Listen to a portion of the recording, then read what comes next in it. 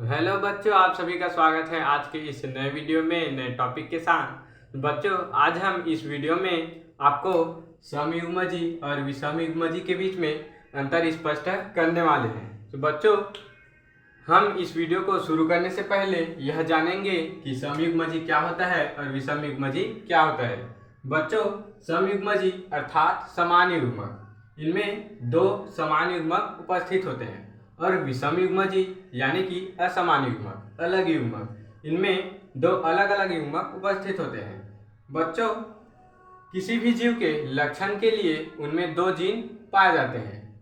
तो समयुग्मजी में दो समान प्रकार के युग्मक पाए जाते हैं, यानी कि कैपिटल टी और स्मॉल टी, जबकि विषमयुग्मजी में दो अलग अलग प्रकार के युग्मक पाए जाते हैं, असमान युग्मक पाए जाते हैं, कैपिटल टी और स्मॉल टी।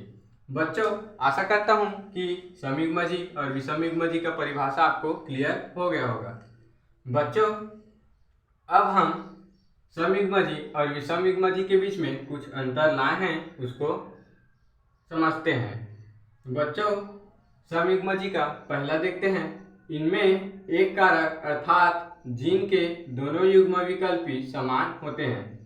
बच्चों, जैसा कि आपको अभी मैंने बताया कि इनमें जो कारक होते हैं, जो जीन होते हैं, वो दोनों युग्म विकल्पी समान होते हैं, यानी कि कैपिटल टी और स्मॉल टी दोनों समान होते हैं। यहाँ पर कैपिटल टी किसी भी पौधे के लंबेपन को तथा स्मॉल टी किसी भी पौधे के बौनेपन को प्रदर्शित करता है।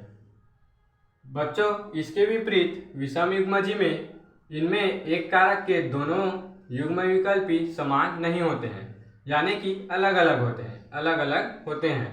इनमें देख सकते हैं कैपिटल टी और स्मॉल टी दोनों युग्म विकल्पी समान नहीं होते हैं, अलग अलग होते हैं।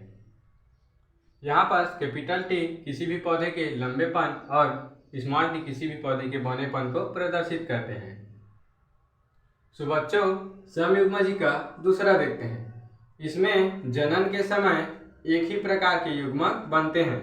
बच्चों, देख सकते हैं इनमें जब इनके पेरेंट्स के बीच जब क्रॉस कराया जाता है तो एक ही प्रकार के गैमीट उत्पन्न होते हैं, एक ही प्रकार के गैमीट प्राप्त होते हैं। देख सकते हैं यहाँ पर सभी एक ही प्रकार के गैमीट प्राप्त हुए हैं, जबकि इसके विपरीत विषमयुग्मजी में अलग अलग प्रकार के युग्मक बनते हैं। देख सकते हैं यहाँ पर विषमयुग्मजी के जब पेरेंट्स के बीच क्रॉस कराया जाता है तो इनमें अलग अलग प्रकार के युग्मक प्राप्त होते हैं। समयुग्मजी का तीसरा देखते हैं। जो युग्मक बनते हैं वे जनक के समान यानी कि समलक्षणी होते हैं। बच्चों, समयुग्मजी में जो युग्मक प्राप्त होते हैं वे अपने जनक के बिल्कुल समान होते हैं, समलक्षणी यानी कि समान लक्षण वाले होते हैं, जबकि विषमयुग्मजी में प्रभावी व अप्रभावी दोनों लक्षण अलग अलग होते हैं। विषमयुग्मजी में जो प्रभावी और अप्रभावी लक्षण बनते हैं वे अपने जनक के समान नहीं होते हैं, वे अलग अलग होते हैं।